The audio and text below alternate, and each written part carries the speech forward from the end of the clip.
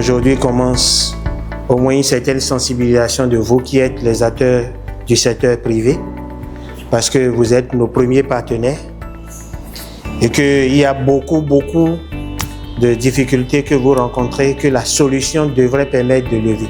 Une des difficultés, c'est qu'on n'aura plus tellement de problèmes de présentation des offres parce qu'il n'y aura plus aucune offre qui soit soumise manuellement. Il n'y a plus d'offres physiques. Tout doit se faire sur la plateforme. L'évaluation se fera sur la plateforme, vous donnant alors plus de confiance au système puisque une bonne partie sera faite par le système et non par les acteurs humains. Et il y aura moins d'interactions physiques, moins de corruption et autres.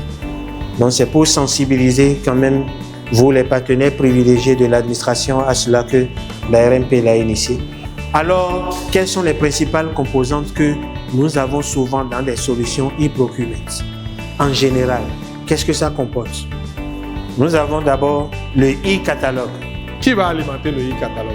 C'est vous. Lorsque vous savez que ce e-catalogue peut être utilisé pour certains types d'achats, ou achats relevant de seuils, ou bien on va vous consulter pour redéfinir les spécifications, ou bien on va vous faire participer aux enchères, mais vous n'allez pas mettre n'importe quoi sur le e-catalogue. Je pense que cette formation est très utile et très importante, surtout que ça parle des réformes qui sont en train d'être amenées dans le secteur des marchés publics.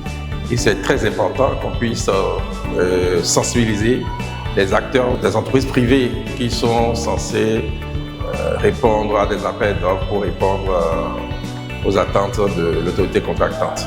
La commande publique où toutes les opérations se feraient de façon manuelle sera maintenant dématérialisée, de telle sorte que cette plateforme nous permettra d'être au courant de toutes sortes de marchés qui sera publié, de pouvoir poster les offres, de pouvoir avoir les résultats sans avoir des interactions physiques. Et c'est une initiative que je salue vraiment parce que ça permettra de réduire la corruption, de réduire les interactions physiques, de réduire les coûts et de faire des économies.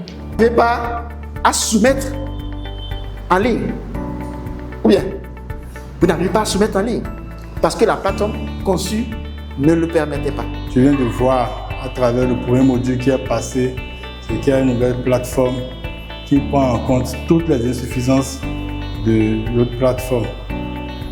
Et ça garantit aussi bien la sécurité, l'accélération des délais du traitement des appels d'offres.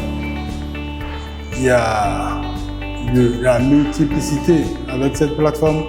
Un très grand nombre d'appels d'offres peut être traités en un délai très court. J'avoue que c'est très bien et que c'est une initiative à encourager.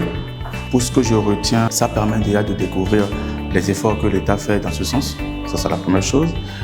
Ça permet à nous, acteurs du privé, de savoir comment se mettre en fait au point par rapport à la fois à la législation, par rapport aux mécanismes d'e-procurement et la manière de faire le suivi. Donc il faut de ce que je retiens, l'e-procurement, c'est une plateforme au sein duquel nous pouvons désormais déposer les offres. Le processus d'analyse se fait en ligne, le processus d'attribution finale se fera en ligne. Donc c'est ce que je retiens de ça, donc ce qui permet une certaine transparence sur tout le cycle d'appel d'offres jusqu'à la finalisation au contrat et à l'attribution. Donc c'est ce que je peux retenir de cette matinée et cela contribuerait beaucoup aux acteurs du secteur privé en ce sens qu'ils peuvent de bout en bout suivre le processus d'évolution de leur dossier déposé sur la plateforme d'e-procurement.